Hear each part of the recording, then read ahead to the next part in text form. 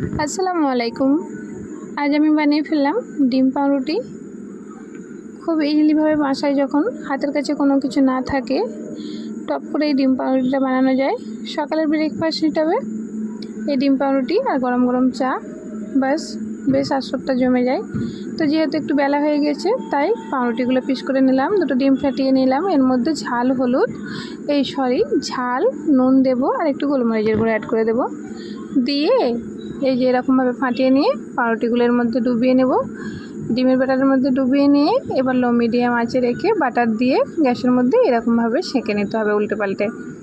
তো এই প্রসেসে আপনারা ইজিলিভাবে বাসাতে এই ডিম পাউরুটি আর চা জমে যাবে। আমার হাতে সময় বেশি না থাকার কারণে ডিম পাউরুটি, চা আর দুটো কলা এর সঙ্গে দিয়ে সকাল সকাল এদেরকে খাইয়ে দিলাম। সব নামে যেহেতু স্কুলের টাইম হয়ে গিয়েছে, আপনারা খুব ইজিলিভাবে বাসাতে চটজলদি সকালের হালকা নাস্তা হিসেবে এটা ব্যবহার করতে পারেন। ভালো লাগলে একটা সাবস্ক্রাইব করবেন, আমার পাশে থাকবেন। আল্লাহ হাফেজ।